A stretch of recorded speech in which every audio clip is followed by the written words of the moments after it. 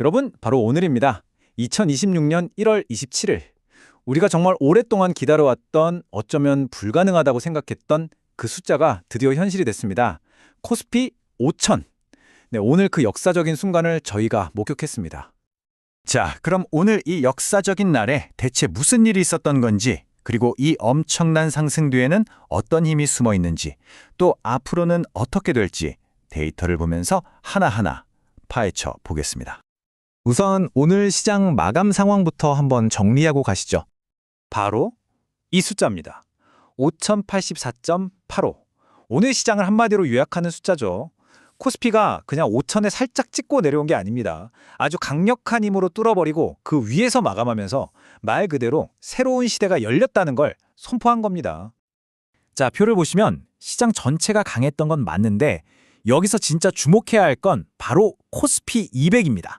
상승률이 3.48%로 코스피보다 더 높죠?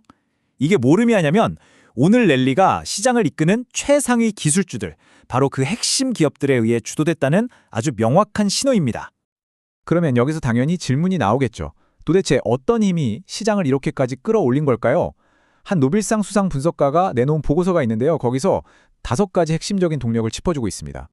첫 번째 동력은 바로 급진적 혁신, 보고서에서는 과잉 최적화라고 부르는데요. 이게 무슨 말이냐면 이제 시장은 그냥 잘하는 기업에는 만족하지 않는다는 겁니다. SK하이닉스가 마이크로소프트와 독점 계약을 맺은 것처럼 아예 판 자체를 뒤흔들어 버리는 그런 압도적인 기술력을 가진 기업에만 돈이 몰리고 있다는 거죠. 두 번째는 어마어마한 자본의 축적입니다. 특히 국민연금 같은 거대 기관들이죠. 이들이 단기적인 시장 흔들림에 일희일비하지 않고 아주 긴 호흡으로 투자를 이어가면서 시장의 든든한 방패막이가 되어주고 있다는 겁니다. 이걸 전문용어로 낮은 시간 선호라고도 하죠. 세 번째는 마치 역사가 반복되는 것 같다는 점입니다. 켄 피셔가 월스트리트 월치에서 말했듯이 역사는 똑같이 반복되진 않아도 비슷한 리듬을 타거든요.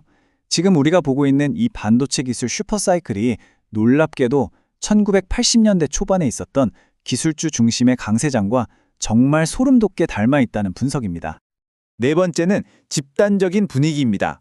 존 카스티의 말처럼 결국 시장을 움직이는 건 사람들의 무드, 즉 기분이라는 거죠. 지금 시장 참여자들의 분위기가 얼마나 긍정적이냐면요. 트레이더들 사이에서는 타코라는 말까지 나온다고 합니다. 트럼프는 항상 결국에 물러선다는 뜻인데 이런 지정학적 리스크마저도 그냥 웃어넘길 정도로 낙관론이 팽배해 있다는 겁니다. 자, 그리고 마지막 5번째 동인이 이 모든 걸 하나로 묶어줍니다. 바로 리듬의 힘, 즉 사이클의 공명입니다. 이게 뭐냐면 40개월짜리 단기 경기 순환 사이클과 9년짜리 장기 구조 변화 사이클이 마치 오케스트라처럼 딱 맞아떨어지면서 동시에 상승 국면으로 접어들었다는 겁니다. 이런 일은 정말 드물거든요. 이 사이클들이 공명하면서 지금의 폭발적인 상승 에너지를 만들어내고 있는 거죠. 그런데 이렇게 한국 증시가 뜨겁게 달아오르는 동안 바로 옆에 있는 중국과 홍콩은 분위기가 사뭇 달랐습니다.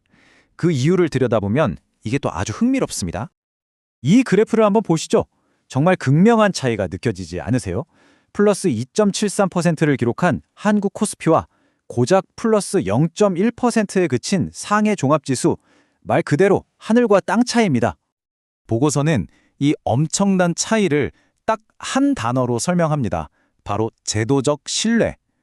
투자자들이 한국의 자본시장 개혁, 그 약속을 믿고 과감하게 돈을 넣고 있는 반면에 중국은 언제 또 규제 칼날이 날아올지 모른다는 불확실성 때문에 여전히 주저하고 있다는 거죠. 오늘 바이두 주가가 살짝 빠진 것도 같은 맥락으로 볼 수 있습니다.